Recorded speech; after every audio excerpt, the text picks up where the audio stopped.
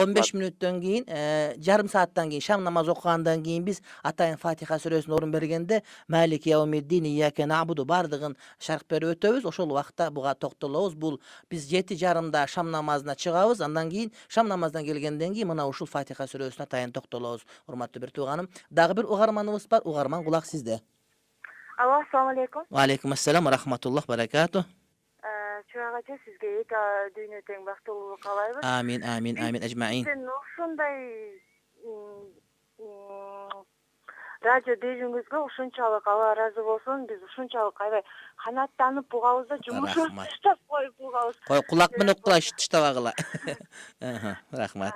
Анан биз мындай суроо берели дедик элек, жанагы ар кандай неме болуп атпайбы? Чианши, анан жанагы дагы ушул сыяктуу дары дармек чыгарган жер болчу. Анан ошол жака иштегендердин эмеси кандай болуп калат? Арам болобу же арам болбойбу да?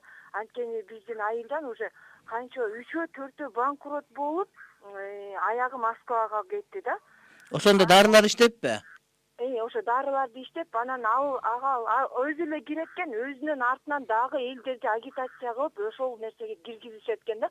Канча 18 000 сомун төлөп берет экен ошогочу.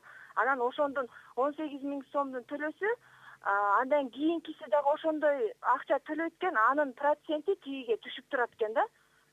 Жок, алар кандай банкрот болуп калат мында? Акыркылар банкрот болуш керек, бирок биринчи киргендер кантип банкрот болуп калат экен? 18 000 төлөгөндөнбү же кандай кылып?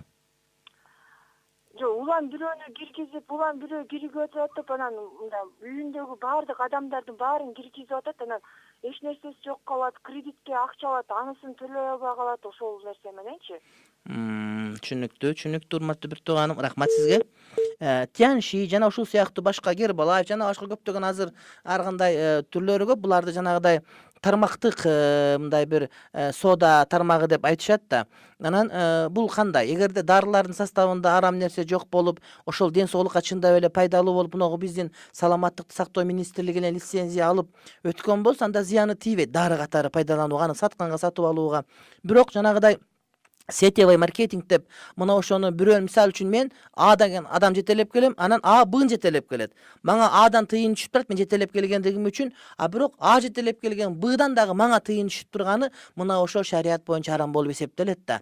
Демек бир адамдан түшсө макул, бирок ошол сиз жетелеп келген адам жетелеп келгенден дагы через бирөөдөн түшө турган болсо, шарият мына ушуну арам деп билет. Ошон үчүн сетевой маркетинг ушул тараптан арам. Ал эми андай кылбастан туруп, дарысын алып өзү пайдаланып же башка бирөөгө сата турган болсо, анын иншалла зыяны тийбейт. Болгон ошол дары чындап эле пайдалуу же зыян? Анткени азыр парашютторду алып эле салып эле ушундай деп алдап адамдардын баарын азгырган өтө көп болуп кетти. Бул жанагыдай тартиптин жоктугу, башаламандык, жана башка көптөгөн проблемалар. Демек карап көрүш керек. Дүйнөлүк коомчулук кантип карап турат? Азыр деген биз сабаттуу болуп калдык, интернетке кирип эле баса койсок, бардык нерсенин оң жагын, тетир жагын жазып берет. Мисалы үчүн жөнөкөй эле мисал прививка, татхим, эмдөө боюнча дагы ошол эгер интернетке